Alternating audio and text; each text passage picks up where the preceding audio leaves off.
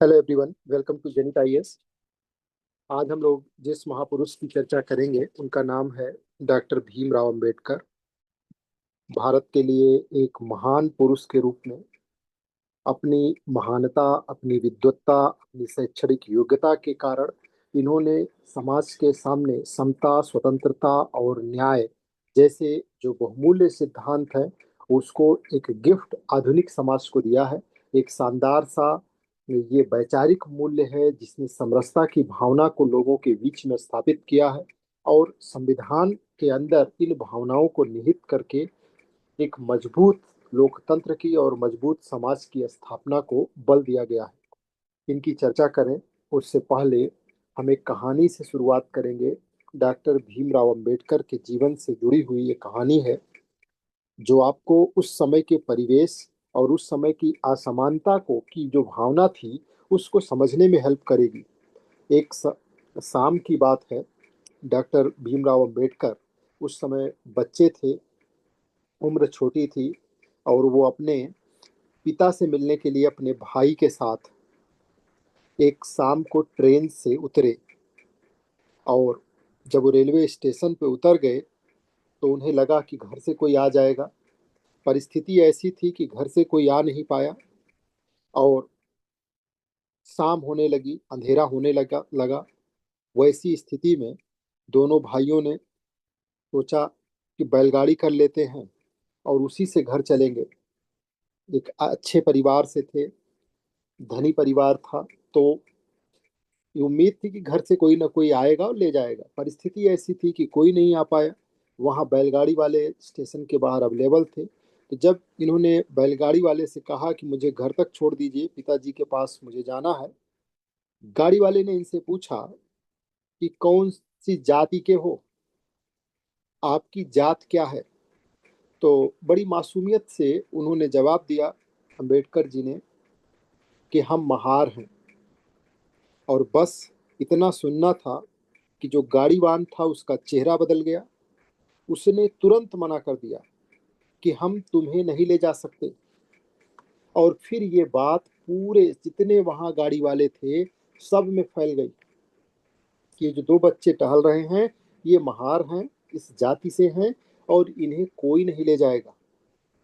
बहुत विनती करने पे जब कोई गाड़ी वाला तैयार नहीं हुआ तो फिर खुद उन्होंने देखा कि अब क्या करें। तो ऐसे में बड़े कठिनाई के साथ वो अपना जैसे भी घर पहुंचे, लेकिन पहले उनके जीवन की ये घटना है अम्बेडकर जी के। जब एक बाल मन को इतना बड़ा झटका लगा तो उसने उन्हें झकझोर करके रख दिया। उस दिन छोटे भीमराव ने पहली बार महसूस किया कि वो समाज में अलग है और उनके साथ इंसानों जैसा व्यवहार नहीं किया जाता। उस दिन उनकी मासूम आंखों में सिर्फ आंसू नहीं थे, बल्कि एक संकल्प भी था। अन्याय के खिलाफ लड़ने का संकल्प, समानता लाने का संकल्प, मानवता को बचाने का संकल्प। और फिर यही छोटा बच्चा आगे चल करके भारत का महान संविधान निर्माता, गरीबों और दलितों की आवाज डॉक्टर भीमराव अंबेडकर बना। इन्होंने अपनी शैक्षणिक योग्यता, इनके पास जो सोच थी, जो दृष्टिकोण था पढ़ाई को लेकर के, शुरू से इनका रुझान बहुत गहरा था और उस रुझान के चलते इन्होंने अपने जीवन में मुंबई विश्वविद्यालय से स्नातक किया, कोलंबिया यूनिवर्सिटी अमेरिका से पीएचडी किया, लंदन स्कूल ऑफ इकोनॉमिक्स से इन्होंने टीएससी किया और उसके साथ साथ इन्होंने कानून की पढ़ाई करके बैरिस्टर एट लॉ बने और अपने समय के भारत के सबसे अधिक शिक्षित भारतीय नेताओं में से वो एक रहे। आइए उनके जीवन के बारे में, उनके दिखाए गए रास्तों के बारे में और समाज के लिए उनका क्या कंट्रीब्यूशन और योगदान रहा उसके बारे में जानते हैं। एक महान समाज सुधारक के रूप में जो आज भी भारत के एक बहुसंख्यक समाज को, जिसको मुख्य धारा से काटा गया था, महिला समाज जिसके हितों को इन्होंने प्रमुखता दी, उसके लिए भी इन्होंने लड़ाई लड़ी। इनका सिर्फ ये कहना था समानता होनी चाहिए, सब मनुष्य एक जैसे हैं, और उस सिद्धांत को उन्होंने फिर संविधान में बिल्कुल स्पष्ट रूप से समता, स्वतंत्रता, न्याय, इन सारी चीजों को स्टेब्लिश कराने में अपनी महत्वपूर्ण भूमिका निभाई है। तो सब महान समाज सुधारक, संविधान के निर्माता के रूप में, एक अर्थशास्त्री के रूप में, मानवाधिकारों के प्रबल समर्थक के रूप में उन्हें जाना जाता है। उन्होंने सामाजिक समानता, शिक्षा, न्याय और मानव गरिमा के लिए जीवन भर संघर्ष किया। उनका जीवन संघर्ष, आत्मसम्मान और संवैधानिक मूल्य इस बात का प्रतीक है कि वो आज भी लोगों के बीच जीवित हैं और आज भी वो लोगों को रास्ता दिखा रहे हैं। उन्होंने समाज को समानता, न्याय और भाईचारे का मार्ग दिखाया। इनका जन्म अभी आने वाला है, 14 अप्रैल को जन्म दिवस है। इनका जन्म 1891 में हुआ था, 1891 में, 14 अप्रैल को मध्य प्रदेश के महू में एक दलित परिवार में जन्म हुआ था। स्कूल में उन्होंने एक अनुभव फील किया कि अलग बैठाया जाता था, पानी तक छूने की अनुमति नहीं थी। इन सब परिस्थितियों के बावजूद उन्होंने शिक्षा को अपना सबसे बड़ा हथियार बनाया, और उनके प्रमुख सिद्धांतों में सामाजिक समानता का सिद्धांत सबसे ऊपर है। डॉक्टर अंबेडकर ने सामाजिक समानता को समाज सुधार का सबसे महत्वपूर्ण आधार माना। उन्होंने जाति व्यवस्था का विरोध किया, सभी लोगों को समान अधिकार देने की वकालत की। उनका मानना था कि समाज तभी मजबूत होगा जब सभी वर्गों को समान अवसर मिलेंगे, और उन्होंने सम्मान और गरिमा का मार्ग दिखाया। एक महत्वपूर्ण आंदोलन जो बार बार पेपर में भी पूछा जाता है, महाड़ सत्याग्रह। महाड़ सत्याग्रह का नेतृत्व अंबेडकर जी ने 1927 में किया था। ये एक तालाब है महाराष्ट्र में, के महाड़ में स्थित था। इसका नाम चावदार तालाब है। और जब कानून बन गया कि इस तरीके का कोई भेदभाव नहीं होगा, किसी चीज़ को अछूत नहीं माना जाएगा, उसके बावजूद भी उस लोगों ने जगह जगह रिस्ट्रिक्शंस लगा रखे थे कि जो दलित समाज के लोग हैं वो इस तालाब से पानी नहीं पिएंगे, इस कुएं से पानी नहीं पिएंगे। इसका विरोध करने के लिए 20 मार्च 1927 को महाड़ महाराष्ट्र में डॉक्टर अंबेडकर ने एक आंदोलन का नेतृत्व किया, जिसमें हजारों की संख्या में लोग उनके साथ चावदार तालाब पर गए। अंबेडकर जी ने वहां खुद पानी पिया, और फिर इस तरीके से जो ये व्यवस्था थी उसको चुनौती दिया।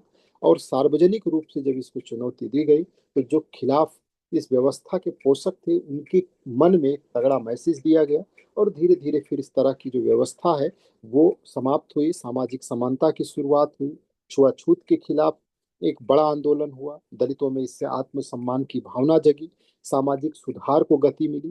तो इस तरीके से जो महाड़ सत्याग्रह था वो दलितों को सार्वजनिक जल स्रोतों का अधिकार दिलाने का एक सामाजिक आंदोलन था, जबकि राजनीतिक आंदोलन था, जबकि कानूनी रूप से उन्हें ये मान्यता मिल चुकी थी।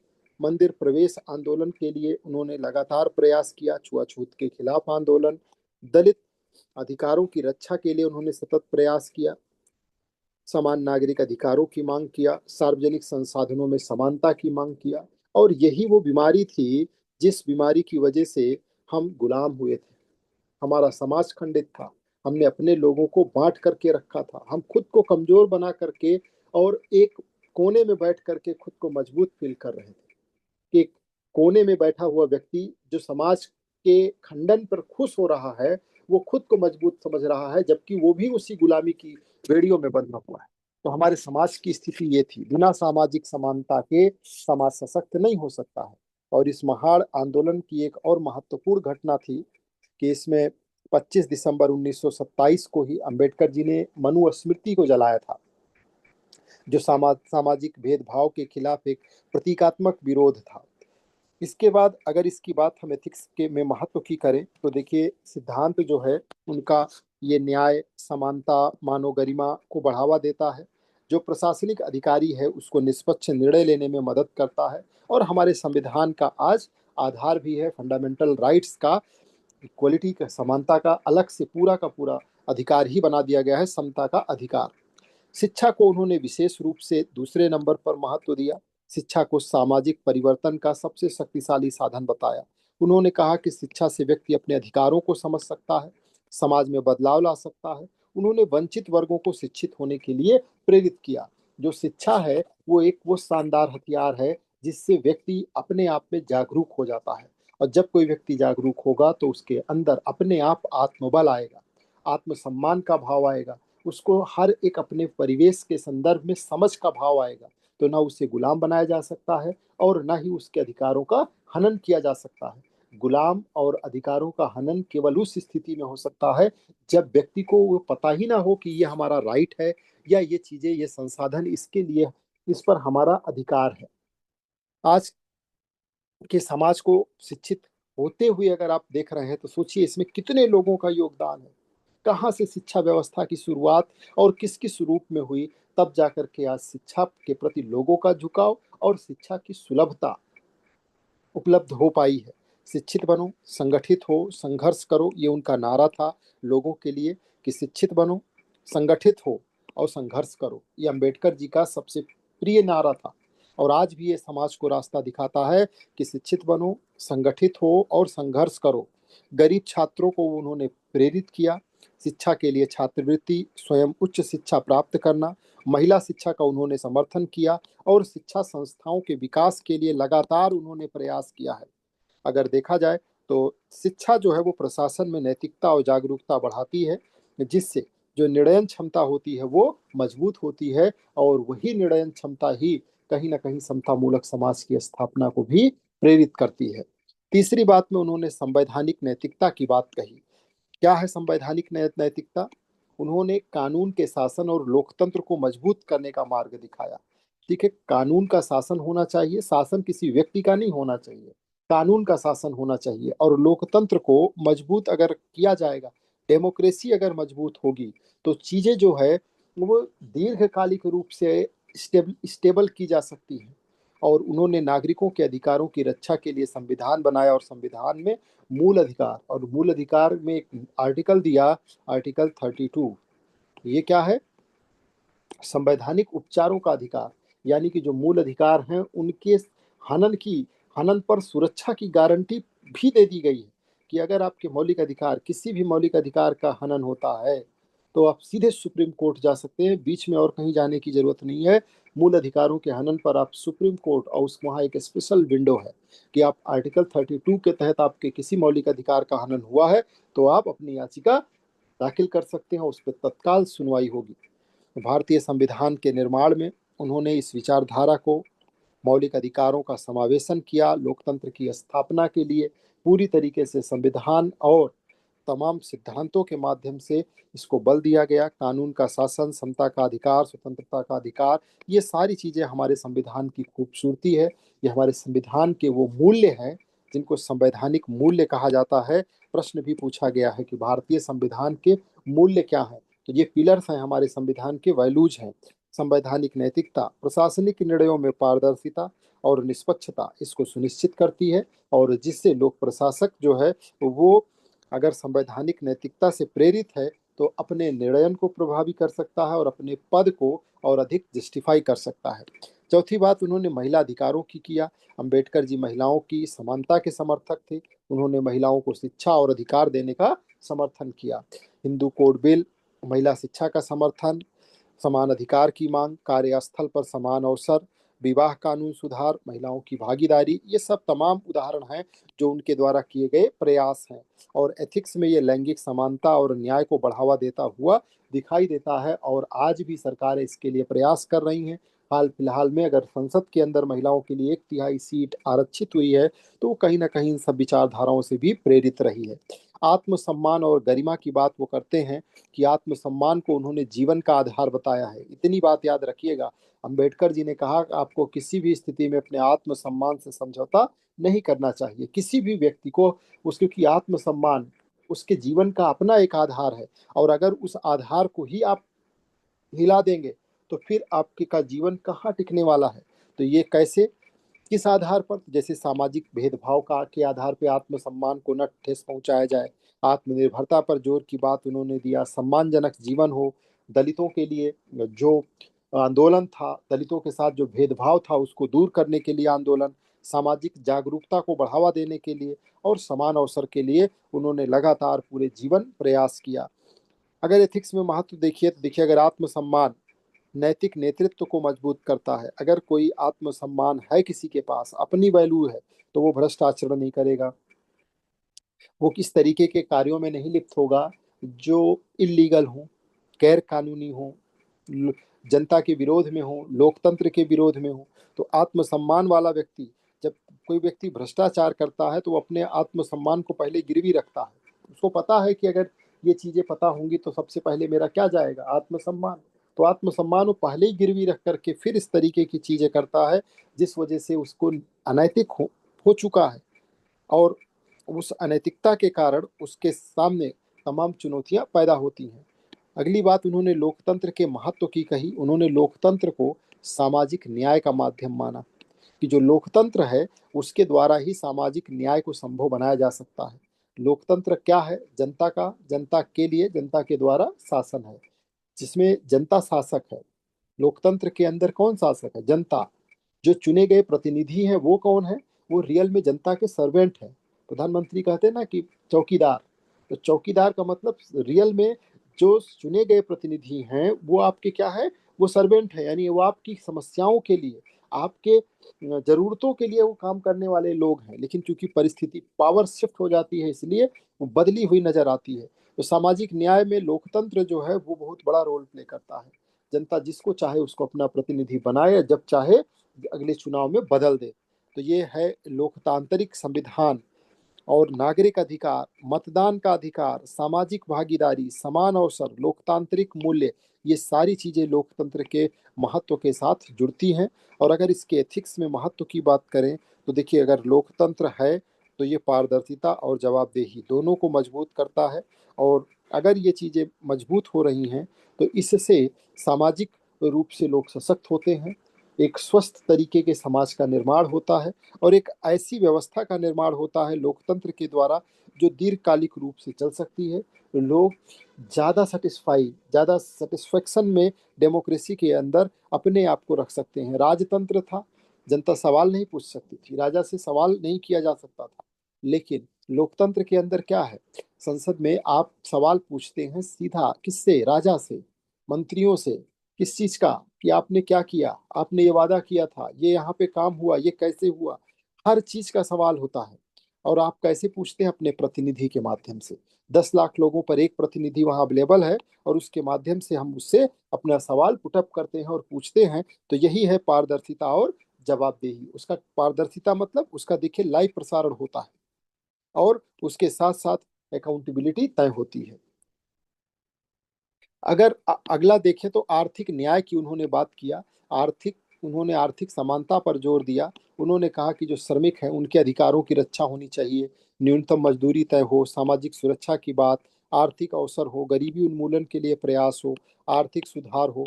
और फिर आप देखेंगे कि आज़ादी के बाद ही पंचवर्षीय योजनाएं शुरू की गई और उसके लिए कितना बढ़ चढ़ करके, कितना अच्छी तरीके से सारे प्रयास किए गए और धीरे धीरे हम आर्थिक रूप से स्टेबल होते गए। कई चुनौतियां आई लेकिन जैसे श्रमिक अधिकारों में, न्यूनतम मजदूरी में, सामाजिक सुरक्षा में, आर्थिक अवसर में, इन सब के लिए सरकारें लगातार स्कीम बनाती हैं। मनरेगा जैसी स्कीम चल रही है, खाद्य सुरक्षा योजना चल रही है। तो ये सब क्या करता है? अगर आर्थिक रूप से न्याय प्रदान किया जाए तो उससे सामाजिक स्थिरता का विकास होता है।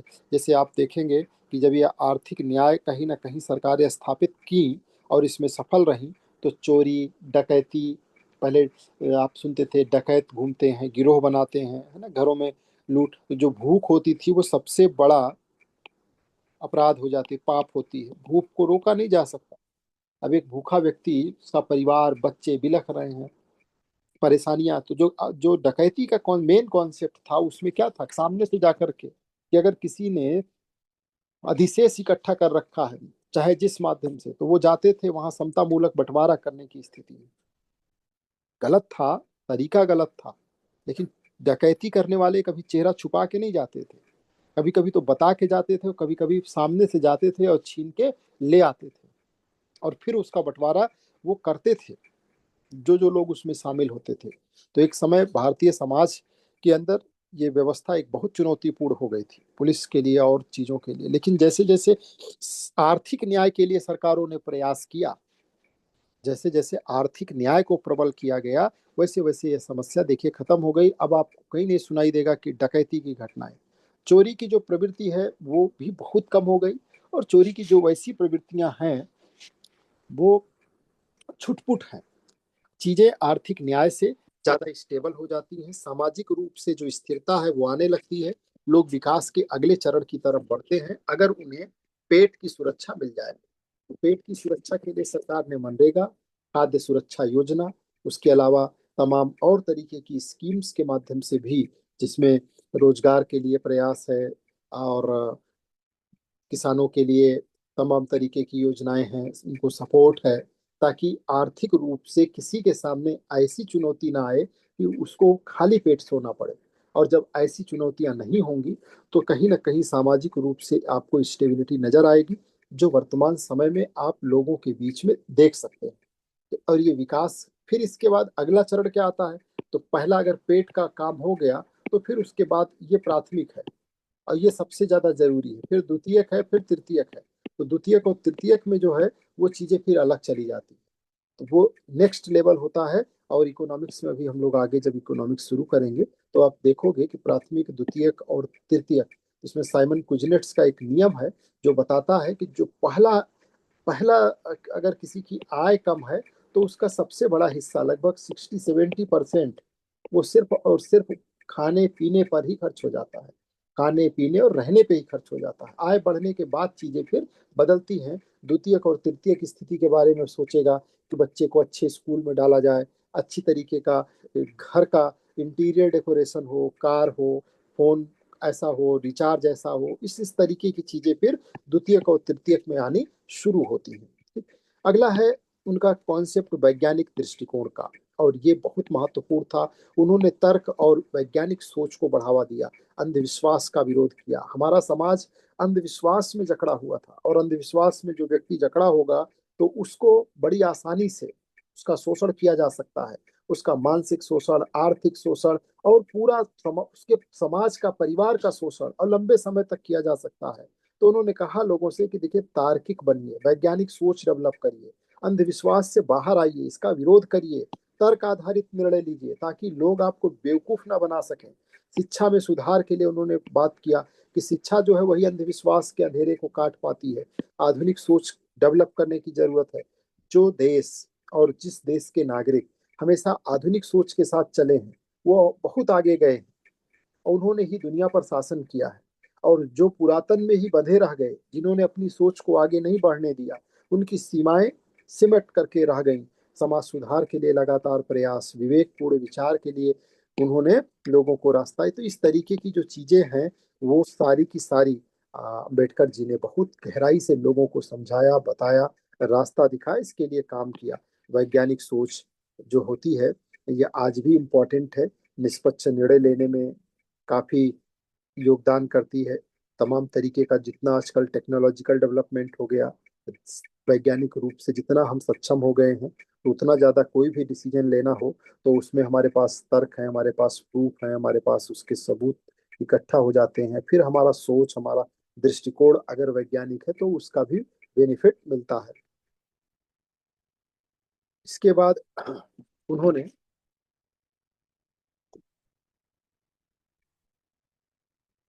मानवाधिकार की बात किया। उन्होंने मानवाधिकारों की रक्षा के लिए काम किया। मानव का जो अधिकार है, कौन सा अधिकार? तो जो प्रकृति के द्वारा प्रदत्त अधिकार है, प्रकृति जैसे किसी को जन्म देती है उसके साथ ही कई अधिकार देती है। दास प्रथा इसी मानवाधिकार के खिलाफ सबसे बड़ा हमला था, जिसको खत्म कराने में अब्राहम लिंकन ने अपने जीवन की शहादत दे दी। अमेरिका के अंदर दास प्रथा थी, सोचिए दासों का जीवन कितना कठिन था। एक परिवार है, पति पत्नी है, दो बच्चे हैं। अब इनका जो ये दास है, इनका जो ओनर है वो इन्हें बेचने के लिए बाजार लेके गया। एक कस्टमर आया, उसको ये पसंद आ गया और एक दूसरे को ये पसंद आ गया। दोनों एक साथ नहीं ले जाना चाहते, बच्चे को कोई दूसरा लेकर के जाने को तैयार, और इसको अलग अलग बेचने में ज्यादा प्रॉफिट है। पूरा एक साथ अगर बेचेगा तो उससे लॉस है। तो ये अलग अलग पार्ट में बेच रहा है। अब सोचिए यहाँ मानवीय मूल्य की क्या त्रासदी रही होगी। इतिहास में ऐसी घटनाएं हैं, ये इसको लेके जाता है, ये इसको लेके जाता है, ये इधर लेके जाता है। इनकी मना स्थिति के बारे में आप कल्पना भी नहीं कर सकते, कितना कितनी बड़ी त्रासदी कि दोबारा कभी नहीं मिलना है। ये दूसरे देश कहाँ जाएगा, किस जगह जाएगा, कुछ नहीं पता। ये कहाँ जाएगा, किस जगह जाएगा, कुछ नहीं पता। बच्चे कहाँ जाएंगे, कुछ भी नहीं पता। और इस व्यवस्था को कुछ लोग चाहते थे कि बना रहे, उन्होंने उसे समाप्त करने वाले अब्राहम लिंकन को गोली मार दी। अपने जीवन की शहादत देकर के उन्होंने इस व्यवस्था को खत्म कराया। मानवाधिकारों के लिए अंबेडकर ने भी लगातार प्रयास किया। मौलिक अधिकार आज आपके संविधान में अवेलेबल है, अभी मैंने उसकी चर्चा की। सिर्फ अवेलेबल ही नहीं है, गारंटी के साथ अवेलेबल है कि मिलेगा। हनन पे तुरंत तत्काल उपचार भी मिलेगा। समानता का अधिकार, स्वतंत्रता का अधिकार, सामाजिक न्याय का अधिकार, मानव गरिमा का अधिकार। जो जीवन है उसकी अपनी एक गरिमा है, उसका भी आपको अधिकार, उसका हनन नहीं कर सकता कोई। और उसके साथ साथ ये जो अधिकार है इनका सबका संरक्षण, आर्टिकल 32 भारतीय संविधान का। ये सारी चीजें इतना सुंदर स्वर्णिम समय आपको इतिहास में नहीं देखने को, कहीं नहीं, किसी काल में नहीं मिलेगा। इतनी गारंटी के साथ, इतना समानता, इतनी स्वतंत्रता, इतना न्याय की उपस्थिति और इतनी बड़ी गारंटी, इतना बड़ा दरवाजा खोल के रखा गया है कि आपके अधिकारों का हनन हो, आइए सुप्रीम कोर्ट सुनवाई करेंगे। ये सब देन इन महापुरुषों की है, जिसमें अंबेडकर जी ने बहुत बड़ा रोल अपना प्ले किया है। मानवाधिकार जो है ये प्रशासनिक नैतिकता को मजबूत करता है। और अगर मानवाधिकारों के प्रति हम समर्पित हैं, सजग हैं और उस अधिकारों के लिए लड़ रहे हैं, तो एज ए ब्यूरोक्रेट हम बहुत अधिक सफल होंगे। संघर्ष और नेतृत्व की बात उन्होंने पूरे जीवन किया। जो चीज गलत है उसके लिए संघर्ष करो, और उन लोगों का नेतृत्व करो जिनके साथ अन्याय हो रहा है, जिनको मुख्य धारा से दूर छोड़ दिया गया है। और उन्होंने संघर्ष को सफलता का मार्ग बताया कि अगर आप संघर्ष करेंगे तो आप सफल होंगे। कठिन से कठिन परिस्थितियों में उन्होंने अपनी शिक्षा लिया। और शिक्षा अगर आप सही मायने में शिक्षा को ग्रहण कर रहे हैं तो इससे मजबूत, इससे सुंदर, इससे सशक्त कोई दूसरा हथियार नहीं हो सकता, कोई दूसरा आभूषण नहीं हो सकता, दूसरा कोई मूल्य नहीं हो सकता।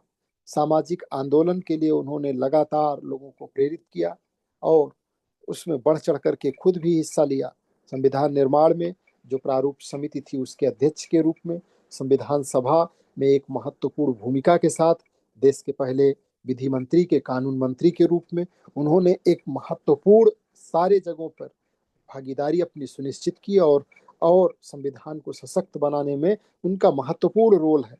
नेतृत्व क्षमता की बात करते रहे, समाज सुधार की बात करते रहे। और अगर आप सक्षम हो रहे हैं, आप सशक्त हो रहे हैं, तो आप औरों को प्रेरित करें, औरों के लिए प्रेरणा स्रोत बने। और इसका जीता जागता उदाहरण डॉक्टर अंबेडकर है। अगर महत्व की बात करें एथिक्स में, तो देखिए संघर्ष जो होता है वो नैतिक और नैतिकता, तो संघर्ष नैतिक और नेतृत्व और नैतिकता दोनों को मजबूत करता है। संघर्ष के द्वारा आप अपने नेतृत्व को और ज्यादा निखार सकते हैं, और नैतिकता को तो गति और ऊंचाई दोनों प्रदान की जा सकती है। तो इस तरीके से डॉक्टर अंबेडकर का जो जीवन है संघर्ष, समानता और न्याय का प्रतीक है।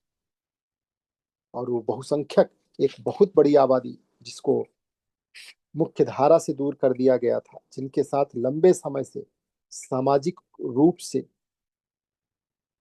दोयम दर्जे का व्यवहार किया जा रहा था, जिससे हमारा समाज कहीं ना कहीं बहुत कमजोर हुआ। हमारा समाज मुख्य धारा से कट गया, पट गया, टूट गया। और फिर एक ट्रे में सजा के तैयार था विदेशी सत्ता का गुलाम बनने के लिए। बार बार गुलाम बनाया गया, बार बार विदेशी आक्रमण होते रहे, हमें लूटा गया, देश बार बार आर्थिक रूप से बर्बाद हुआ। और बाद में अंग्रेजों ने भी इसको बुरी तरीके से उस अवसर का फायदा उठाया। धन का इतनी बड़ी संख्या में अगर बहिर्गमन हुआ है तो उसके पीछे जिम्मेदार कौन? तो उसके पीछे जिम्मेदारी सिर्फ और सिर्फ हमारे बिखराव की थी, हमारे एकजुटता के अभाव की थी। हमने अपने ही समाज को बांट दिया था। इस वजह से उनका जो महत्व है वो इतिहास में, वो संविधान में, वो एथिक्स में बहुत ऊंचा है। अम्बेडकर जी का जीवन, उनका संघर्ष समानता और न्याय का प्रतीक है। उन्होंने समाज को शिक्षा, संविधान, लोकतंत्र और मानवाधिकार का मार्ग दिखाया। उनके विचार आज भी प्रशासन, समाज और व्यक्तिगत जीवन में मार्गदर्शक हैं। उनकी शिक्षाएं नैतिक नेतृत्व और सामाजिक न्याय को मजबूत करती हैं। उनका जीवन हमें समानता, गरिमा और मानवता के लिए निरंतर प्रयास करने के लिए प्रेरणा देता है। उनके रास्ते पर हमें चलना चाहिए, खुद को शिक्षित करना चाहिए, समानता का भाव रखना चाहिए, न्याय के प्रति समर्पित रहना चाहिए, संघर्ष से पीछे नहीं हटना चाहिए, समाज में शिक्षा के लिए लोगों को प्रेरित करना चाहिए, खुद को जितना हो सके उतना शिक्षित करना चाहिए, पूरा जीवन पर्यंत छात्र बने रहना चाहिए। वही व्यक्ति जीवन पर्यंत सफल हो सकता है जो पूरा जीवन छात्र बना रहे। संविधान का सम्मान और संविधान के प्रति समर्पित भाव हमेशा हमारे अंदर विद्यमान होना चाहिए। लोकतंत्र की मजबूती और लोकतंत्र को अछूते बनाए रखने का भाव हमारे मन में तैरता रहना चाहिए। और मानवाधिकारों के लिए हमेशा रिस्पेक्ट होना चाहिए। मानव के अधिकारों के प्रति हम भी मानो, आप भी मानो, आपके बगल वाला भी मानो, आपके सामने जो आपकी आंखों के है वो मानो है। और जो प्रकृति ने जो अधिकार, जो राइट उसको दिया है, किसी भी रूप में उसका हनन होते एक मानव को नहीं बर्दाश्त करना चाहिए। एक कवि ने लिखा है कि सृजन है अधूरा अगर विश्व भर में, कहीं भी किसी द्वार पर है उदासी, मनुजता नहीं पूर्ण तब तक बनेगी कि जब तक लहू के लिए भूमि प्यासी। लहू का मतलब जब तक लोगों के अंदर आक्रोश है, गुस्सा है, ईर्ष्या है, द्वेष है, क्रोध है, एक दूसरे को नीचा दिखाने की, तोड़ने की, अपमानित करने का भाव है, तब तक मनुष्यता जो है वह स्थापित हो ही नहीं सकती। ये लहू के लिए भूमि अगर प्यासी रहेगी तो प्रकृति ने क्या बनाया है? प्रेम बनाया है, प्रकृति ने सत्य बनाया है, ईमानदारी बनाया है, करुणा बनाया है, जो मानव जीवन के मूल्य हैं। द्वेष, जो निगेटिविटी है उससे दूर रहें, गंदगी से दूर रहें। दो बूंद कीचड़ पड़ जाता है तो आदमी तुरंत उसको जाके धुल लेना पसंद करता है, अरे कीचड़ लग गया। और वही कीचड़ जैसे गंदे विचार अगर हमारे मन में लगे हैं, उसे दूर करने की जरूरत है। और उसे दूर करके ही, उससे दूर रह करके ही हम खुद को प्रकाशमय कर सकते हैं, ऊर्जामय कर सकते हैं, दूसरों के लिए रास्ता बना सकते हैं और अपने जीवन को वास्तविक रूप में चरितार्थ कर सकते हैं। और एथिक्स को पढ़ने, एथिक्स को समझने, एथिक्स को लिखने और एथिक्स में अपने जीवन को यापन करने का अगर रास्ता हमें लेकर के चलना है तो हमें अपने व्यक्तिगत जीवन में सुधार से ये सारे प्रयास शुरू करने होंगे। हमारी सोच, हमारा दृष्टिकोण समतामयी हो, स्वतंत्रतामयी हो, न्यायमयी हो।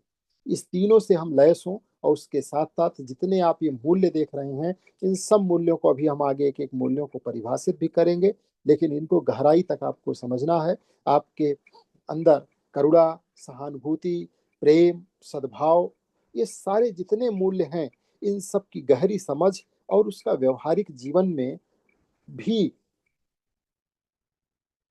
जो आपका व्यवहारिक जीवन है उसमें भी उसकी उपस्थिति हो। तो सिर्फ कहने वाला ना हो कि बहेलिया आएगा, जाल बिछाएगा, दाना डालेगा, मुझे फंसाएगा, हम नहीं फंसेंगे और फिर हम फंस जाए, वो वाला भाव नहीं होना चाहिए। भाव यथार्थ रूप में होना चाहिए। समानता, गरिमा और मानवता के लिए उन्होंने सारा जीवन संघर्ष किया। तो इसके लिए ये जो मूल्य हैं, ये मूल्य आज भी प्रासंगिक हैं। ये आपके और हमारे जीवन का भी आधार होने चाहिए और ये हमें भी प्रेरित करने चाहिए और उस रास्ते पे हमको चलना चाहिए। तो उनकी आने वाली जयंती के लिए ये उनके विचार हम सब के लिए मार्गदर्शक हैं। और उस जयंती को हम तभी सच्चे मायने में अपने जीवन में उतार पाएंगे, मना पाएंगे, जब इन सब विचारों के साथ जुड़ें और संविधान की जो समझ और संविधान की जो विषय वस्तु उन्होंने बनाई, उस उसको अपने साथ जोड़ने का प्रयास करें। तो आज की क्लास में इतना ही।